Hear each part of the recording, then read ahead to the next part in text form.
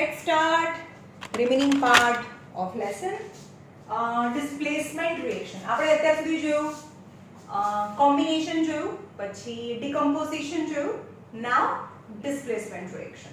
Okay? સરસ કરું છું એસએસ માં. Displacement reaction. હવે displacement reaction શું કહે છે? Displacement reaction એવું કહે છે કે એક મેટલ લેવાની છે અને એક સોલ્ટ લેવાનું છે. શું લેવાનું છે? એક મેટલ છે અને એક બીજો સોલ્ટ છે. સોલ્ટ નું સોલ્યુશન છે. ખબર પડી?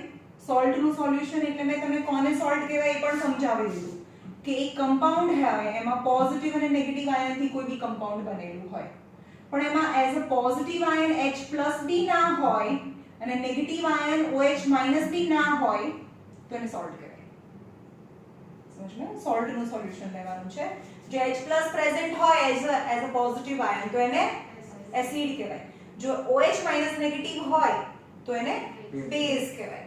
પણ H+ બી ના હોય, OH- બી ના હોય તો એને સોલ્ટ સોલ્યુશન કહેવાય. તો સોલ્ટ સોલ્યુશન બને કેવી રીતે? જેમ કે NaCl ની વાત કરીએ કે NaCl H as a positive part, H+ is not present, OH- it not present as a negative, so it is salt. તો આ મેટલ કઈ છે?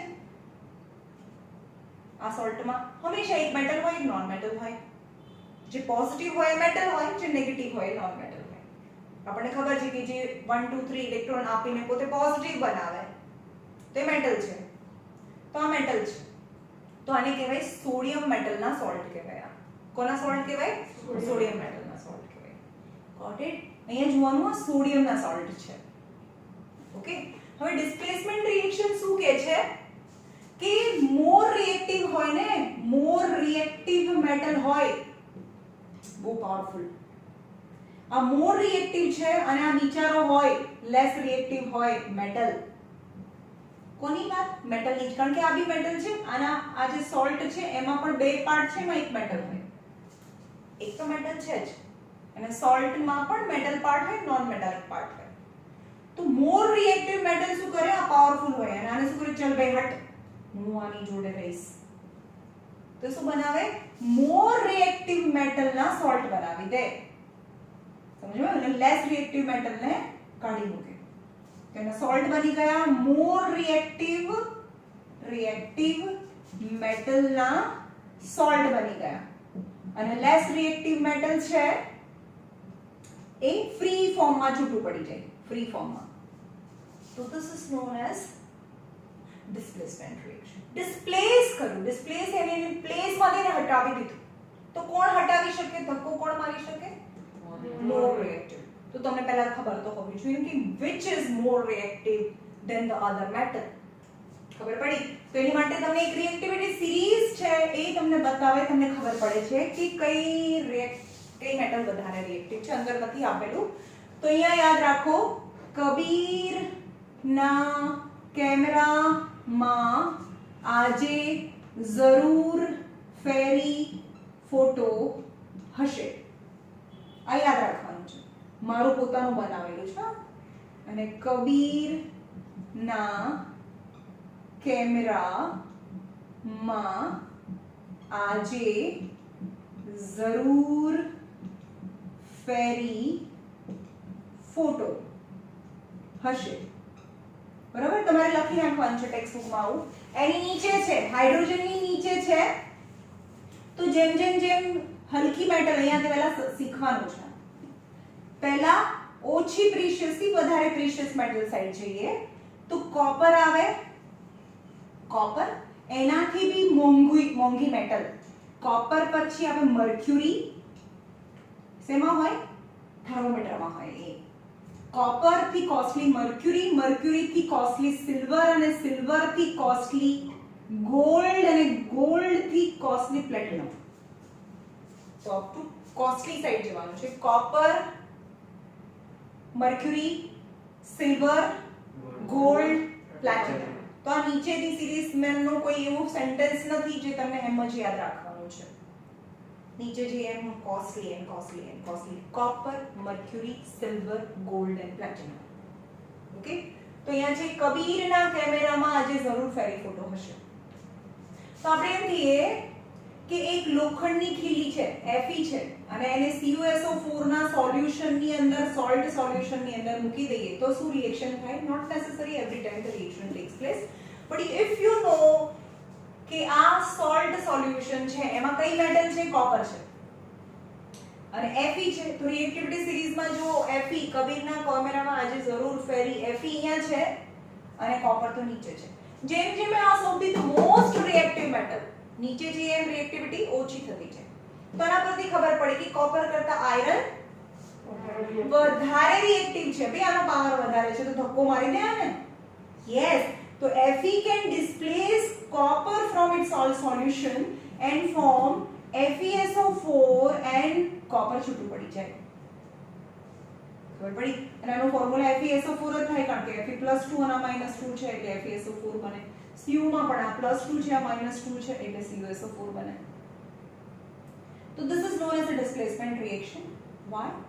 Because copper sulfate નું પાણીમાં બનાવેલું સોલ્યુશન હોય જે બ્લુ કલરનું હોય, રાઈટ?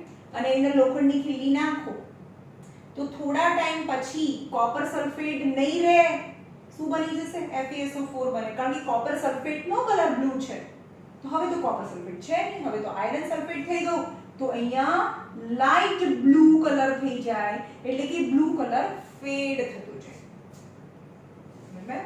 જેમ કે એક ઇંક નાખો એક પાણીની અંદર ડ્રોપ્સ નાખો, પછી એમાંથી પણ એક ટીપું લઈને બીજે ટેસ્ટ સ્ટ્રીપમાં લેવાનું, એક 1 to 2 ડ્રોપ્સ, અને એને ફરીથી પાણીથી ભરી દો તો ડાયલ્યુટ થઈ જાય ને. તો બ્લુ કલર એટલો ઇન્ટેન્સ ના રહે. સમજમાં આવે છે? બ્લુ કલર ડાયલ્યુટ થઈ જાય. અને હું એ પાણીમાં નાખી દઉં, એકદમ બ્લેક કલર છે પણ એમાંથી થોડું લઈ અને ફરીથી પાણી ભરું તો ડાયલ્યુટ થતું જાય ને, લાઈટ થતું જાય. તો એની જેમ આ બ્લુ કલર કોપર સલ્ફેટનો કલર તો ડાર્ક બ્લુ હતો, પણ ધીમે ધીમે આ ઓછું થતું જાય, આ વધતું જાય એટલે કે બ્લુ કલર ફેડ થતું જાય. તો હવે પછીની એક્ટિવિટી 1.9 એવું કહે છે, આ જ કહે છે. તો આ એક્ટિવિટી સિરીઝ યાદ રાખવાની છે. પણ હવે તમને એમ કે કોપર છે અને એને FeSO4 ના સોલ્યુશનમાં નાખો તો શું આ રિએક્શન થાય? આ રિએક્શન ટેક્સ પ્લેસ થાય કે ના થાય? Fe બંનેમાં કોણ વધારે રિએક્ટિવ છે? Fe વધારે રિએક્ટિવ છે. બે આ બહુ તાકાતવાળો છે, વધારે રિએક્ટિવ છે. કોપર આને ધક્કો મારવા જશે તો કે ચાલ ભાઈ ચાલ પટ, હું તો છું મોર રિએક્ટિવ. તો કોપર આને તો ડિસ્પ્લેસ ના કરી શકે because copper is less reactive than Fe. Then copper cannot displace FeSO4, so reaction doesn't take place. તો રિએક્શન થાય જ નહીં. FeSO4 ના સોલ્યુશનમાં જે કોપરની વસ્તુ નાખો તેને કંઈ ના થાય, પણ કોપર સલ્ફેટના સોલ્યુશનમાં જો આયરનને નાખો તો iron is being more reactive than the copper, then iron displaces copper and reaction takes place. હવે સમજમાં? તો એ તો બહુ બધા હોય કે કઈ રિએક્શન થાય ને કઈ રિએક્શન ના થાય. સમજમાં આવ્યું? પહેલા તમને આ રિએક્ટિવિટી સિરીઝ આવડતી હોવી જોઈએ. ઓકે, લખી કાઢો સાઈડમાં તમારી ટેક્સ્ટ બુકમાં. કબીરના કેમેરામાં આજે જરૂર તમને આ 11 12 આ મેટલર્જી ચેપ્ટરમાં બી આવશે, બહુ આવશે આનો યુઝ. તો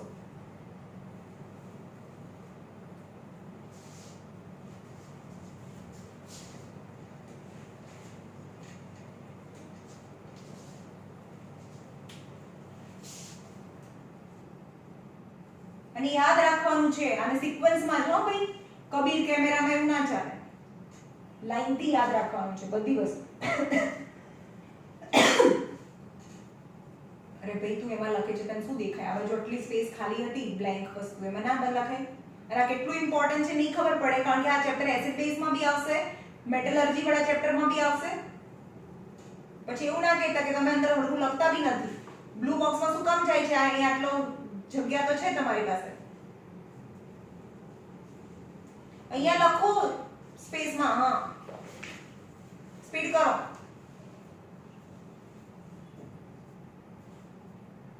આખી રિએક્ટિવિટી સિરીઝ અહીંયા સુધીની આવી જવી જોઈએ.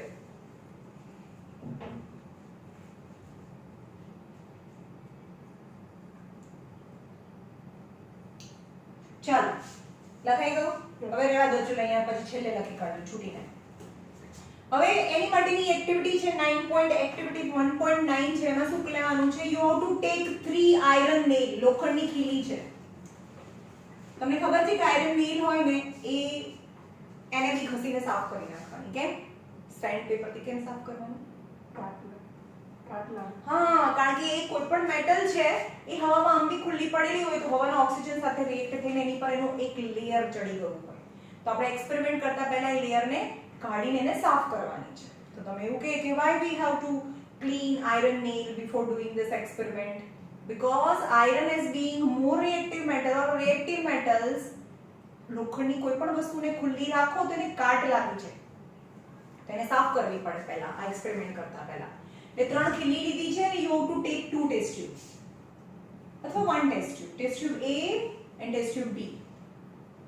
A અને B. બંનેમાં શું લીધું છે? કોપર સલ્ફેટ લીધું છે, CuSO4. ઓકે, હવે આમાં કંઈ જ નથી નાખવાનું. CuSO4 છે એટલે કે બ્લુ કલર છે, સ્કાય બ્લુ, થોડો ડાર્ક. પણ ટેસ્ટ ટ્યુબ A ની અંદર શું નાખવાનું છે? આપણે આ બે પિન છે એને આપણે બે ખીલી છે એને બાંધીને નાખી છે. આને નાખી, આને બી કમ્પેરિઝન માટે સાઈડમાં રાખી છે. ઓકે, શેમાં? કોપર સલ્ફેટ ની અંદર શું નાખ્યું? આયરન. તો રિએક્શન થાય કે ના થાય? થાય, કારણ કે કોપર સલ્ફેટ ની અંદર તમે આયરન ને નાખો તો બને FeSO4, કારણ કે આ મોર રિએક્ટિવ છે, ડિસ્પ્લેસ લેસ અને ધક્કો મારી શકે, લેસ રિએક્ટિવ મેટલ. FeSO4 બનાવી દે અને Cu છૂટું પડે. હવે આની અંદર FeSO4 Fe બને તો Fe CuSO4 તો FeSO4 અને Cu બને તો આ જે કોપર જે છૂટું પડે છે ને આની અંદર કોપર એ આ લોખંડની ખીલીની ઉપર જ ચોંટી જાય. આ કોપર ફ્રી ફોર્મમાં છૂટું પડે છે તો આયરનની જે થોડા ટાઈમ પછી રિએક્શન બી બંધ થઈ જાય. કેમ? કારણ કે આયરનની નેલ હતી એની પર કોપર જમા થવા લાગે અને 20 to 30 મિનિટ્સ પછી રિએક્શન બંધ બી થઈ જાય. કેમ? કારણ કે આખી કોપરની જે ખીલી હતી એ લોખંડની ખીલી હતી એ કોપરથી કવર થઈ જાય અને આયરન રિએક્ટ કરે, કોપર તો રિએક્ટ કરતું નથી. તો after 30 minutes reaction will stop, and when you remove 2 nails from the solution then the color of 2 nail will be gray color. કે કોપરનો કલર તો કેવો કલર છે? Reddish colour. ખબર છે ને કોપર એટલે શું? ભાઈ ભગવાનને આપણે લોટી જળ ચડાવીએ ને એ કોપરની બની હોય, થોડીક લાલ કલર જેવી, રેડિશ. ઓકે, તો આયરન લોખંડ બધાને ખબર છે કે આપણે બિલ્ડિંગ બનાવીએ, આપણું ઘર બનાવીએ ત્યારે જે સળિયા લઈ આવીએ થોડા ગ્રે કલરના હોય. તો iron is grey in colour, copper is reddish in colour. તો આયરન આપણે જે અંદર ઇમર્સ કર્યું હતું that is gray in color, but after some time, after 20 or 30 minutes when the experiments end, આ કલર ને અહીંયા આવો તો આ તો એકદમ ગ્રે કલર ની હતી, એને તો અંદર નાખી નહોતી, પણ આ બે નેલ કેવી હોય? કેવી થઈ જાય? રેડિશ થઈ જાય. કેમ? કારણ કે એની પર કોપર છે એ જમા થઈ ગયું, તો રેડિશ થઈ ગયું. અને આનો સોલ્યુશનનો કલર કેવો થઈ જાય? કોપર સલ્ફેટનો સોલ્યુશનનો કલર થોડો ફેડ થઈ જાય. કેમ? કારણ કે આની અંદરથી કોપર સલ્ફેટ તો જતું રહ્યું ને FeSO4 બનવા લાગ્યું આની અંદર. તેનો જે કોપર સલ્ફેટનો કલર બ્લુ હોય તો after some time it color fades and become light blue. અને આમાં કેવો હોય? Dark blue. કારણ કે આમાં તો કંઈ રાખ્યું જ નથી એટલે આ આની કમ્પેરિઝન માટે જોયું કે કેટલો બ્લુ કલર ઓછો થયો. અને આ ખીલી કેમ રાખી છે કે પહેલા કેવી હતી ને પછી કેવી થઈ ગઈ? ખબર પડી? તો this is displacement reaction. Okay, નીચે છે પેજ નંબર 11 પર in this reaction થી બસ વાંચું છું. in this reaction અરે આ રાખવાનું છે.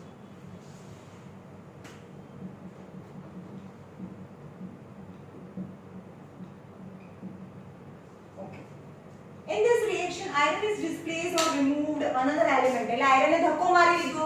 કોને? કોપર ને. and from copper sulfate solution to this reaction is known as a displacement reaction because iron displaces copper, hence it is known as a displacement reaction. જેમ કે ઝિંક છે, zinc plus CuSO4 ચલો displace થાય કે ના થાય? થાય, કારણ કે આ કોપર છે આ ઝિંક છે. તો આ બંને મેટલની વાત કરું તો zinc as being more reactive displace copper and forms ZnSO4 and forms Cu. Yes, it is also a displacement reaction. Second Pb plus CuCl2 ચલો આ Pb and CuCl2 થાય યસ હા થાય તો બને Pb હવે અહીંયા કઈ વેલેન્સી Pb ની યુઝ કરી છે Cu ની કેટલી વેલેન્સી હોય Cu ની +2 હોય Cu ની +2 છે અને Cl ની માઈનસ છે રાઈટ તો અહીંયા Cu તો છૂટું પડી ગયું Pb +2 PbCl2 થાય PbCl2 થયું and Cu છૂટું પડે lead nitrate and copper displaced. Here the zinc and lead is more reactive. Zinc and lead is both are more reactive than copper. આ બંને કેસમાં તો એ કોપરને ડિસ્પ્લેસ કરે અને કોપર છૂટું પડે so is known as a displacement reaction. પણ આ કોણ રિએક્ટિવ ઓછું વધારે એની માટે સિરીઝ ખબર હોવી જોઈએ. હવે આના સિવાયની બી બીજા કોઈ બી એક્ઝામ્પલ આપે તમને એક્ઝામમાં તો સિરીઝ ખબર હોય તો ખબર પડે કે ડિસ્પ્લેસ થાય કે ના થાય right now double displacement reaction double ડિસ્પ્લેસમેન્ટમાં ડિસ્પ્લેસમેન્ટ સિરીઝનો આ સિરીઝનો કોઈ રોલ નથી ડબલ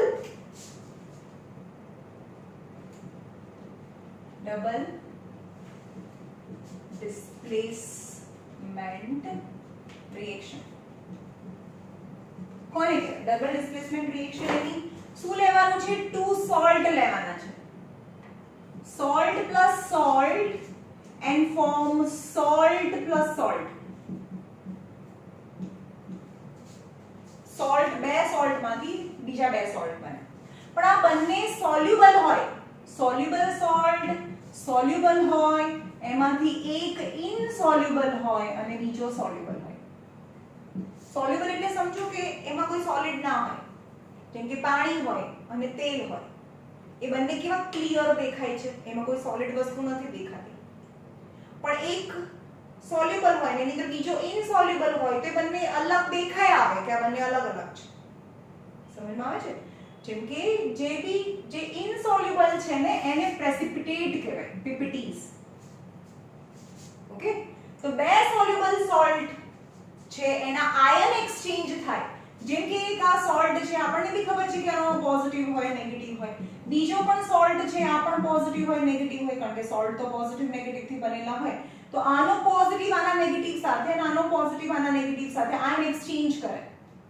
આ રિએક્શનમાં આયન એક્સચેન્જ કરે ખબર પડી આયન એક્સચેન્જ કરે અને જે આ સોલ્ટ બન્યો ને એક સોલ્ટ બન્યો એ ઇનસોલ્યુબલ હોય અને બીજો સોલ્ટ એ સોલ્યુબલ હોય તો જે ઇનસોલ્યુબલ હોય એ બિલકુલ અલગ તરી આવે તમને દેખાય એના તમે 11 12th માં કોલેજમાં જશો ત્યારે તમને એક્સપેરિમેન્ટ કરાવશે લેબની અંદર તો તે પ્રેસિપિટેટ એટલે આમ ફોદા ફોદા જેવું અલગથી તમને દેખાય આવે તમે ગળણીમાંથી આમ ગાળો ને તો પેલું આ જે સોલ્યુબલ હોય ને જતું રહે પણ આ જે પેપેટીસ છે ને એ પેલામાં રહી જાય આ તો પહેલા બંને સોલ્યુબલ હતા સમજો છો પહેલા બંને સોલ્યુબલ હતા આમ નાખો એટલે બંને જતું રહે પણ પછી રિએક્શન થાય તો એક સોલ્યુબલ બને એક ઇનસોલ્યુબલ બને તો તમે એને સેપરેટ કરી શકો કારણ કે એક તો ઇનસોલ્યુબલ છે તો એને તમે સીલ થી સેપરેટ બી કરી શકો આને right so this is known as a precipitation reaction so what is a precipitation reaction two soluble salt react with each other and form one soluble and one insoluble salt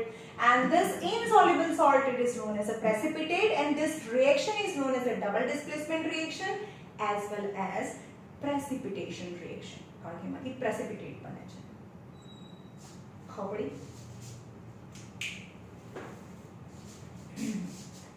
તો અહીંયા લેવાના છે take 3 ml of sodium sulfate શું લેવાનું છે sodium sulphate તમે બહુ easy ભણો છો આઈસીસી બોર્ડમાં એસિડ બેઝ સોલ્ટ એક ચેપ્ટર આવે છે એમાં જે સોલ્ટ વાળો છે ને એટલા ભયંકર એ વસ્તુ છે કે એમાં તમારે જોઈ લેવાનું કે સોલ્યુબલ છે ઇનસોલ્યુબલ છે સોલ્ટ પરથી ઓલ સોડિયમ સોલ્ટ્સ આર સોલ્યુબલ જેની અંદર સોડિયમ આવે ને બધા સોલ્યુબલ હોય તો જોઈએ સોડિયમ અને સલ્ફેટ ફોર્મ્યુલા શું થાય Na2 +1 -2 તો Na2SO4 સોડિયમ સલ્ફેટ થાય sodium sulfate and another test tube 3 ml of barium chloride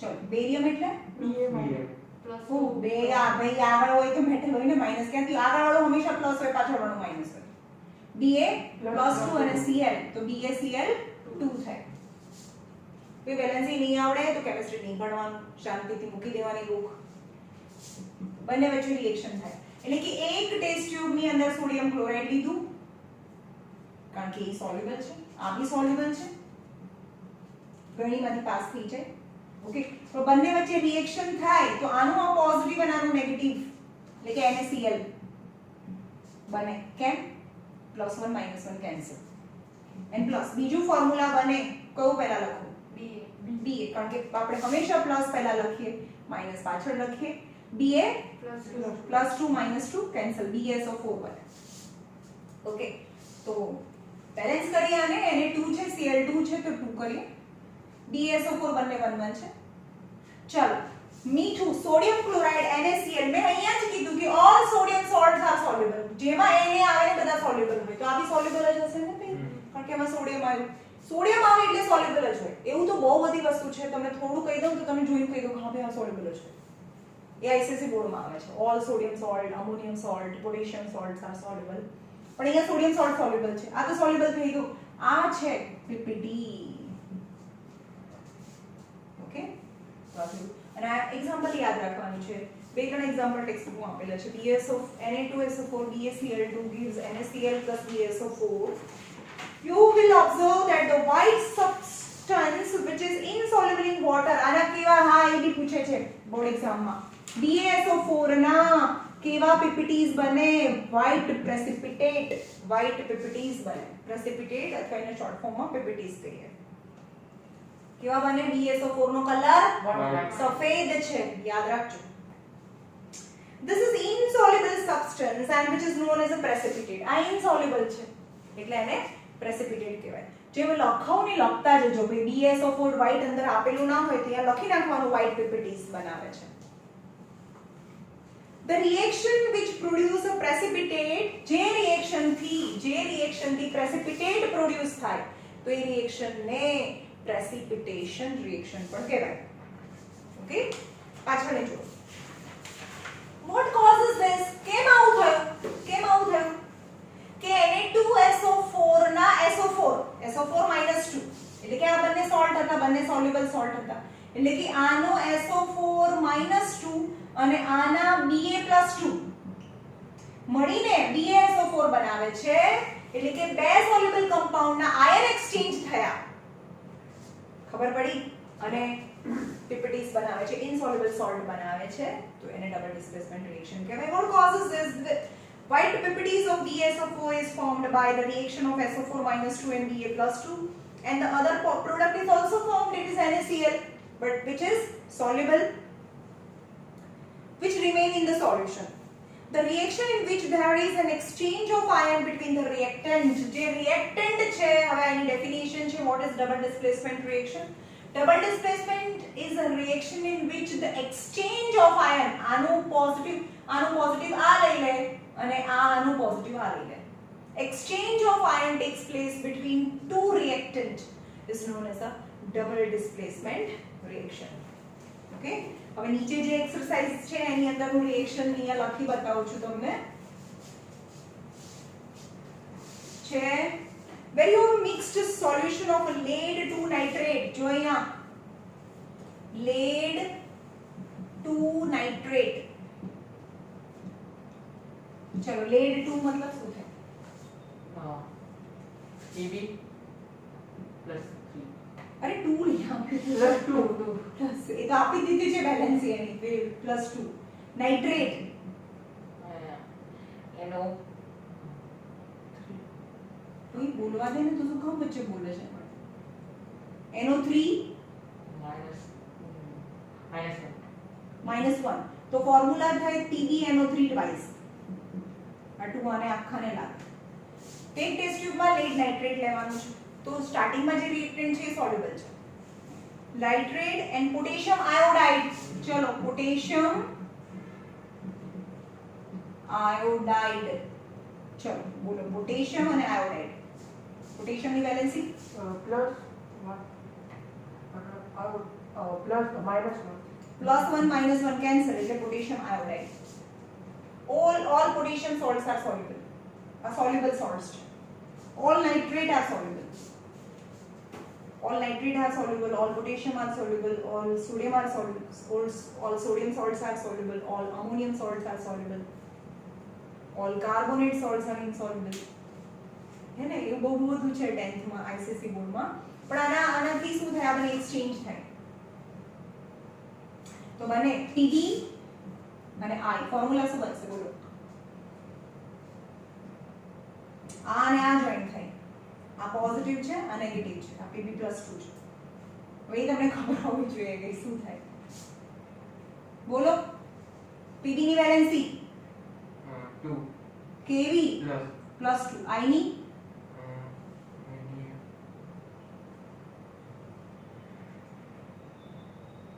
કોઈ વિડિયો ચાલુ છે, જલ્દી કરો. I ની અહીંયા તો બોલ્યા ભાઈ -1 નહીં ભાઈ, આટલા દિવસે હજી નહીં આવતું.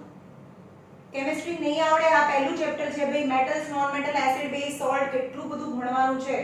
હવે હું તમને શું કહું તો તમને સમજમાં આવે કે આના વગર નહીં આવડે. આ તમને નહીં ખબર પડતી કે એના વગર ફોર્મ્યુલા ના બને. PbI2 બને પ્લસ, ચલો આ બંનેમાં K અને NO3. પહેલા પોઝિટિવ લખવાનું, પછી આ પોઝિટિવ અને આ નેગેટિવ, આ પોઝિટિવ અને પાછળ આ નેગેટિવ. તો K + NO3 - K NO3, right? આ એનો ફોર્મ્યુલા થાય. પછી આપણે એને બેલેન્સ કરવું હોય તો બેલેન્સ કરવાનું. તો અહીંયા I2 છે તો અહીંયા 2 મૂકો, તો પોટેશિયમ અહીંયા 2 થઈ ગયા, તો NO3 તો 2 છે જ અને Pb1 છે, ઇઝ બેલેન્સ. ચલો અહીંયા what was the color of precipitate form? કોના પ્રેસિપિટેટ બને છે? તો અહીંયા બને છે પ્રેસિપિટેટ PbI2 ના. અહીંયા લખી નાખો, આ રિએક્શન લખી નાખો, આના પ્રેસિપિટેટ યલો પ્રેસિપિટેટ બને છે PbI2 ના. કેમ પ્રેસિપિટેટ ને આને આપ્યું, કેમ અહીંયા ના આપ્યું?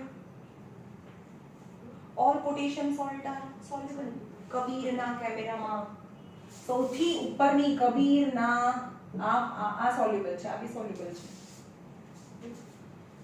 ઓકે, તો potassium salts are soluble. All nitrates are soluble. હમણાં મેં કીધું all nitrates are soluble. All nitrates are soluble. All potassium are soluble. આ બને તો soluble છે.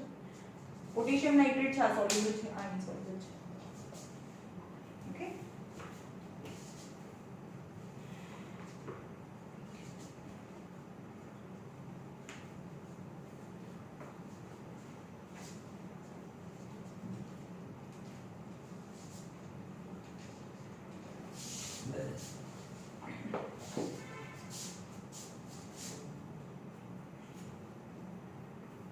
તમે તમારું સારું નથી ઈચ્છતા.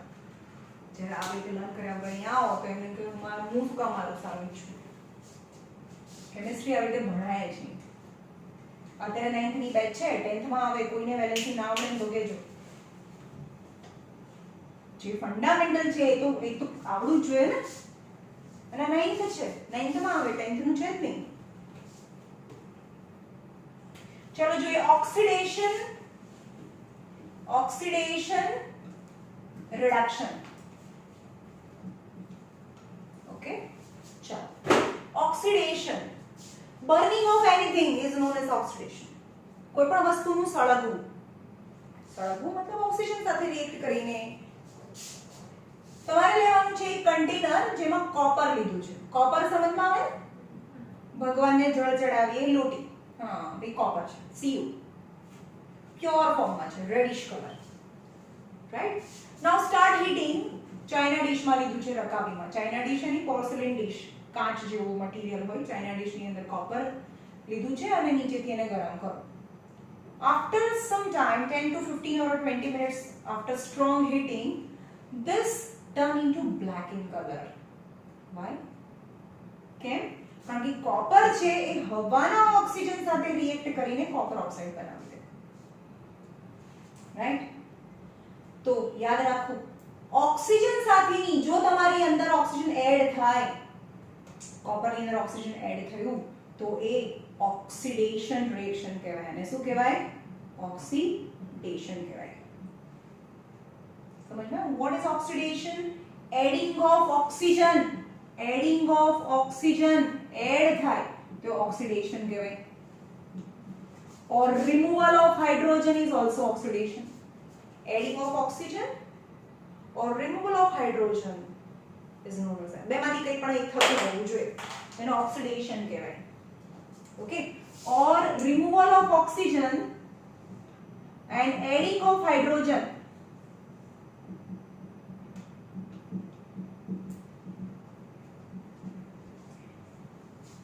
removal of oxygen જતું રહ્યું તો ઓક્સિડેશન થોડું કહેવાય.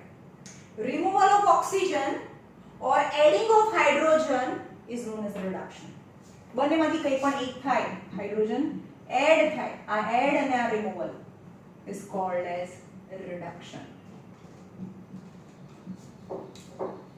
Okay, adding of oxygen, oxidation. Adding of oxygen, oxidation. Removal of hydrogen, oxidation. Adding of oxygen, removal of hydrogen, both is oxidation. But removal of adding of hydrogen, reduction. Adding of hydrogen or removal of oxygen, reduction. याद रखो, खाली oxygen भी याद रखो ने. Oxygen आवे तो oxidation, oxygen जाए रिडक्शन. और ऑक्सीजन आवे और हाइड्रोजन जाए, both is oxidation. और ऑक्सीजन जाए और हाइड्रोजन आवे, is reduction.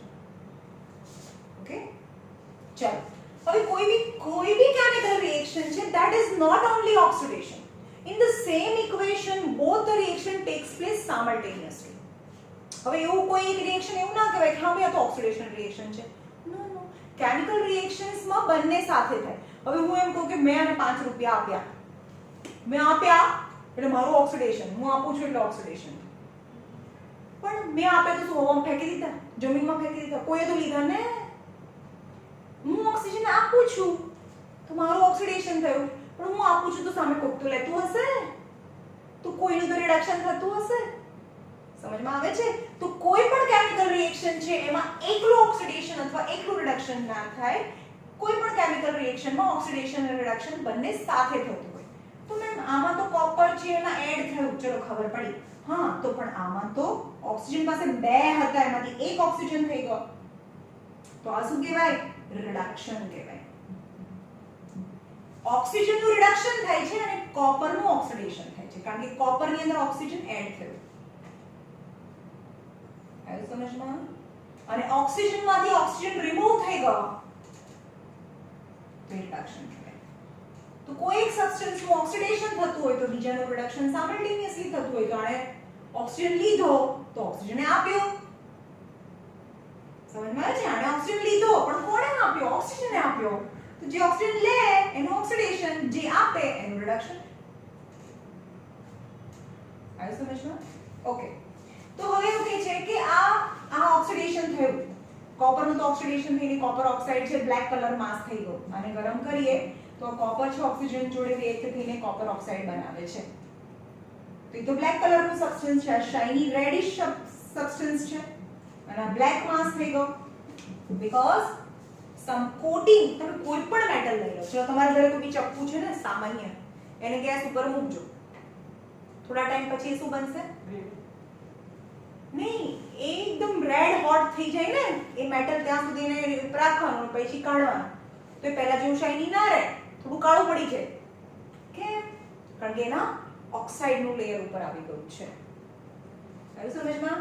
તો હવે આ તો ઓક્સિજન થઈ ગયું, પણ હવે એવું કહે છે કે આ કોપર ઓક્સાઇડ પરથી જો હાઇડ્રોજન ગેસ હું પાસ કરું, આ બની ગયું ને, હવે તો કોપર ઓક્સાઇડ થઈ ગયું. આ તો ગરમ કર્યા પછી, અને એની ઉપરથી જો હું હાઇડ્રોજન ગેસ પાસ કરું તો ફરીથી શાઇની પહેલા જેવું કોપર હતું એવું પાછું બની જાય.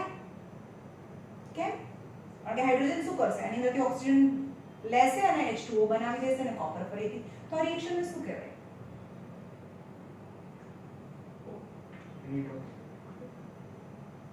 રિડક્શન. કેમ? કારણ કે કોપરમાં ઓક્સિજન એડ થયો કે રિમૂવ થયો? રિમૂવ થયો. ભાઈ અહીંયા દેખાય છે, કોપરમાંથી ઓક્સિજન રિમૂવ થયો. Removal of oxygen is reduction. અને કોપર ઓક્સાઇડના રિડક્શનથી કોપર બની ગયું. એટલે કે એમાંથી ઓક્સિજન રિમૂવ થઈ ગયો તો એનું રિડક્શન છે અને અહીંયા કોપરની અંદર ઓક્સિજન એડ થયો તો તેનું ઓક્સિડેશન હતું. પહેલા કોપર ગરમ કર્યું તો ઓક્સિડેશન થયું એટલે કોપર ઓક્સાઇડ બન્યું અને કોપર ઓક્સાઇડમાંથી હાઇડ્રોજન પાસ કર્યું તો removal of oxygen is a reduction. તો કોપર ઓક્સાઇડનું રિડક્શન થઈને ફરીથી કોપર બની જાય છે. આવ્યું સમજમાં?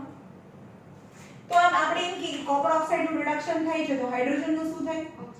ઓક્સિડેશન, કારણ કે હાઇડ્રોજનની અંદર ઓક્સિજન એડ થયો છે. Adding of oxygen is oxidation, right?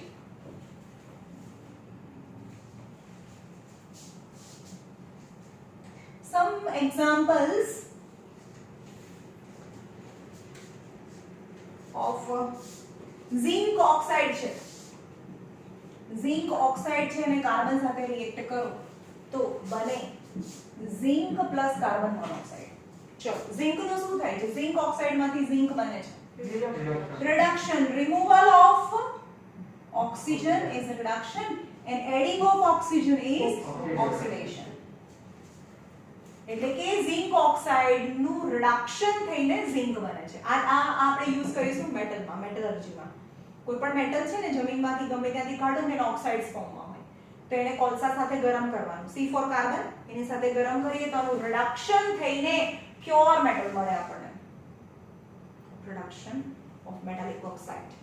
Okay, હવે બીજું એક્ઝામ્પલ છે MnO2 4HCl gives MnCl2 H2O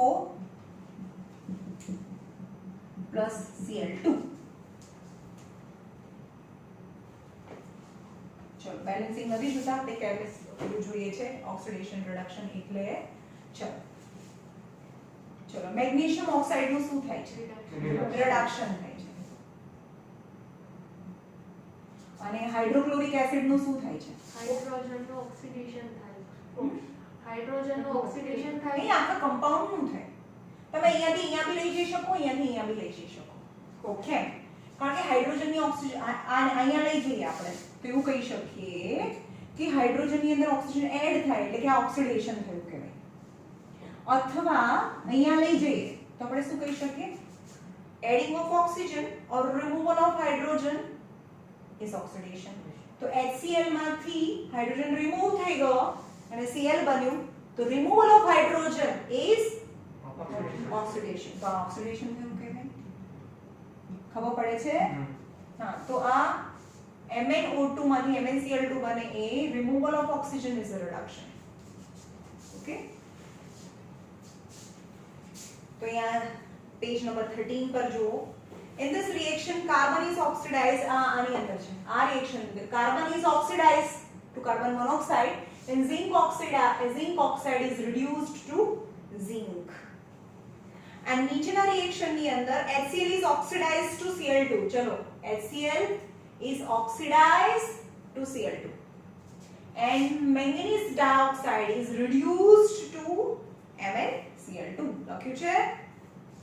From above example we can say that simple ભાષામાં કહીએ તો adding of oxygen gains oxygen or lose hydrogen is known as oxidation reaction, and the substance which lose oxygen or gain hydrogen is known as reduction. છે આપ્યું છે. હવે સૌથી પહેલામાં પહેલી એક્ટિવિટી યાદ કરવાનું કે છે કે મેગ્નેશિયમની રિબિનને આપણે સળગાવી હતી. યાદ છે? વ્હાઇટ ડેઝલિંગ ફ્લેમ થી ફ્લેમ આપે. મેગ્નેશિયમની રિબિન છે Mg છે એને સળગાવો તો બને MgO. અહીંયા 2 છે તો 2 કરો. ચલો શું કહેવાય? મેગ્નેશિયમનું reduction, oxidation, adding of oxygen. Magnesium ની અંદર એડ ના થયું. Adding of oxygen is oxidation and removal of oxygen is reduction. બહુ સિમ્પલ. કેટલું સિમ્પલ છે. ઓકે, લાસ્ટ બે પેરેગ્રાફ બાકી છે, જોઈએ. મને મોડું થાય છે. કોરોઝન. કોરોઝન એટલે કાટ. કોઈ પણ વસ્તુને જે મોર રિએક્ટિવ, તમને ખબર છે કે જે મોર રિએક્ટિવ છે રિએક્ટિવિટી સિરીઝમાં આપણે જોયા કે કબીરના કેમેરામાંથી બ્લા બ્લા બ્લા પ્લેટિનમ ગોલ્ડ નીચે છે, ક્યારે ગોલ્ડને કાટ લાગે? ના. ના, કારણ કે ભાઈ એ રિએક્ટિવિટી સિરીઝમાં સૌથી નીચે છે, લેસ રિએક્ટિવ. લેસ રિએક્ટિવ એટલે રિએક્શન જ ના કરે ભાઈ, બેસીને શાંતિથી એકલું જ, તો પોતે એમનેમ બેસી રહે તો જેવું હોય એવું જ રહે. પણ અહીંયા આયરન એઝ બીંગ મોર રિએક્ટિવ, ચલો ભાઈ એ તો ઓક્સિજન નીકળ્યું, વોટર એટમોસ્ફિયરમાં છે, ચલો ભાઈ આપણે ભાઈબંધી કરી લઈએ, તો એને કમ્પાઉન્ડ બનાવી લે. એન્ડ કમ્પાઉન્ડ એની સરફેસ પર એના compound that is rust. More reactive એટલે છે રિએક્ટિવ હોય ભાઈ, કોઈની સાથે વાતો કર્યા કરે, ટોકેટિવ, ધેટ રિએક્ટિવ, એના જેવું.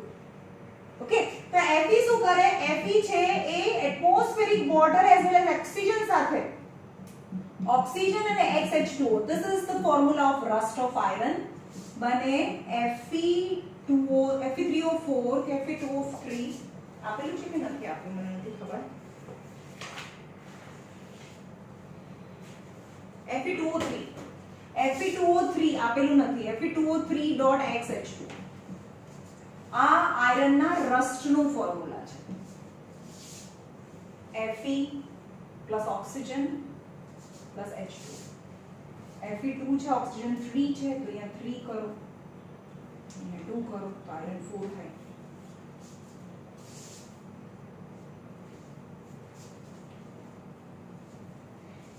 ખાલી કાટ આ નીચેની બે મેટલ છે ને એને જ ના લાગે, બાકી બીજા બધાને લાગે.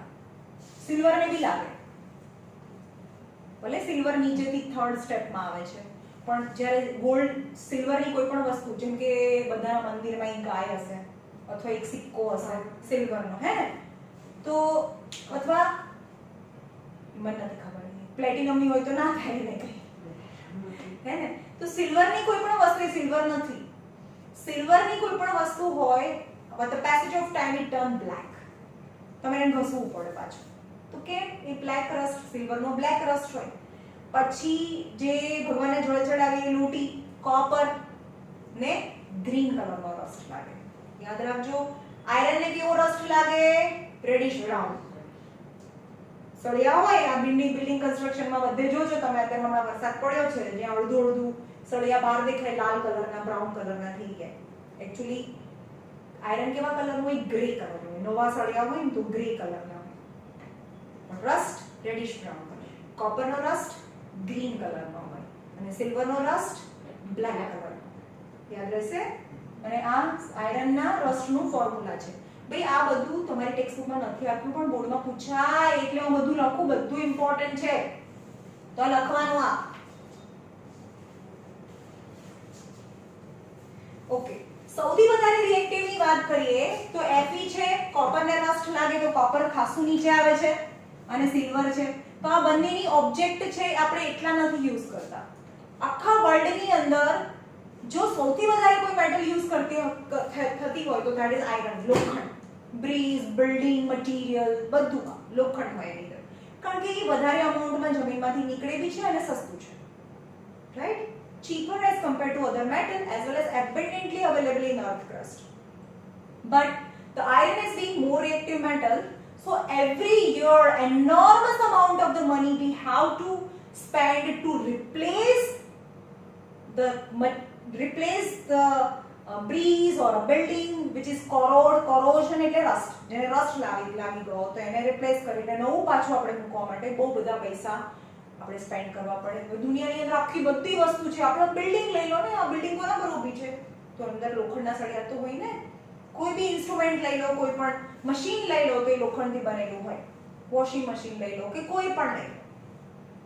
ઓકે, તો આયરન છે એને સૌથી વધારે રસ્ટ લાગે છે, એટલે કે એ દર વર્ષે રસ્ટ થાય અને રસ્ટની લીધે એ જે મેટલ છે એ ઘસાતી જાય અને એ ફાઇનલી 2, 4, 5, 7 વર્ષ પછી કાં તો એને મેન્ટેન કરવું પડે, એને કલર કરવું પડે, વોટએવર, જો રસ્ટથી બચાવવું હોય તો. પણ બધી વસ્તુને તમે મેન્ટેન ના કરી શકો. તમારા ઘરમાં નાની હાઉસહોલ્ડ વસ્તુને મેન્ટેન કરી શકો. મોટા બ્રિજીસ છે એ બધાને મેન્ટેન ના થાય. મોટી શિપ છે ને, 5, 7, 8, 10 માળની શિપ હોય તો એ આખી લોખંડથી બનેલી હોય, તે દરેક વખતે રોજ કાયમ મેન્ટેન ના થાય, બની હોય ત્યારે બની ગઈ. ઓકે, તો દર વર્ષે આયરનના રસ્ટને લીધે આપણે બહુ બધા પૈસા છે એ સ્પેન્ડ કરીએ છીએ to replace the material which is already rusted and remove and prepare a new one in place of rusted one. પછી છે રેન્સિડિટી. છેલ્લો ટોપિક છે રેન્સિડિટી. રેન્સિડ કોને કહેવાય કે ફૂડ મટીરિયલ છે, જે ફૂડ છે જેની અંદર ઓઇલ છે, જે ફૂડ છે જે ઓઇલ કન્ટેન કરે છે, તો after long period of time એમાં બેક્ટેરિયા અટેક થાય અને એ રેન્સિડ થઈ જાય. રેન્સિડ એટલે ખરાબ થઈ જાય, એને રેન્સિડ કહેવાય. કેમ? કારણ કે ફૂડ મટીરિયલ ની અંદર ઓઇલ હોય, જેની અંદર ઓઇલી સબસ્ટન્સ હોય, એ ખરાબ થઈ જાય. ઓકે, તો અહીંયા છે fat or oil containing food material left for a long period of time. લાંબા સમય સુધી તમે મૂકી રાખો તો એ ખરાબ થઈ જાય, ખોરું થઈ જાય અથવા તો ખરાબ થઈ જાય. Okay, when the fats and oil are oxidized, તો રેન્સિડિટી એકચ્યુઅલી શું છે? ઓક્સિડેશન છે. આ ફૂડ છે એ ઓક્સિજન સાથે રિએક્ટ કરીને, રસ્ટ છે એ પણ શું થયો? રસ્ટ એ પણ ઓક્સિજન સાથેની રિએક્શન થઈ. જેમ કે આયરન છે એ હવાના ઓક્સિજન અને મોઇસ્ચરની પ્રેઝન્ટમાં એના રસ્ટ બનાવી દે, Fe2O3.XH2O. તો કોઈ પણ મેટલની ઓક્સિજન સાથેની રિએક્શન, that is rusting. કોઈ પણ ફૂડની ઓક્સિજન સાથેની reaction, it is known as a rancidity. A reaction ને રેન્સિડિટી કહેવાય. પણ ફૂડ જે બને, ખરાબ થઈ ગયેલું ફૂડ, સ્પોઇલ્ડ ફૂડ, એ થઈ ગયું રેન્સિડ. ખબર પડી? Usually substances which prevent oxidation are added to food containing fats and oils. તો જે ફેટ અને ઓઇલ વાળું જે ફૂડ હોય એને ખરાબ ના થાય લોંગ ટાઈમ માટે, એની અંદર બીજા એવા સબસ્ટન્સ એડ કરેલા હોય જેને આપણે પ્રિઝર્વેટિવ કહીએ. ઓકે, જેમ કે અથાણાની બોટલ હોય તો લોંગ ટાઈમ સુધી એ ખરાબ ના થાય, તો બહારથી આપણે ઘરે ના નાખીએ ને, બહારથી લઈ આવીએ તો એની અંદર પ્રિઝર્વેટિવ નાખેલા હોય જે ફૂડને પ્રિઝર્વ કરે. રાઈટ? તો એ શું, આ રિએક્શનને ના થવા દે. ઓકે, ઓર તમે જે બાલાજી ચિપ્સ હોય કે કોઈ પણ ચિપ્સ હોય, પોટેટો ચિપ્સ લઈ આવો, બાલાજી વેફર, તો જો એને એમ જ પેક કરેલી હોય ને તો એક મહિનામાં, હવે એ તો વર્ષ 2 વર્ષ સુધી કંઈ ના થાય એને, કારણ કે પેક છે. અને પેક કરતા પહેલા એની અંદર નાઇટ્રોજન ફ્લશ કરેલો હોય, અંદર જોરદાર નાઇટ્રોજનની હવા નાખે ને એટલે બધું ઓક્સિજન બહાર નીકળી જાય. જેવો ઓક્સિજન બહાર નાખે એટલે કે બંધ થઈ જાય. એટલે એની અંદર જે હવા છે ને એ કઈ છે? નાઇટ્રોજન છે, નોટ ઓક્સિજન. જો ઓક્સિજન પ્રેઝન્ટ હોય તો એ ચિપ છે એ ઓક્સિજન સાથે રિએક્ટ કરીને એ ખરાબ થઈ જાય. તમે ખાઓ તો એ સ્પોઇલ લાગે, એની વાસ આવે તમને. રાઈટ? પણ એવું ક્યારેય થતું નથી. કેમ? કારણ કે અંદર ઓક્સિજન છે જ નહીં અને ટાઇટલી પેક છે, અંદર બહારની ઓક્સિજન બી જતો નથી, એટલે રેન્સિડ ના થાય. રાઈટ? ચલો અહીંયા તમારું લેસન કમ્પ્લીટ કરીએ છીએ.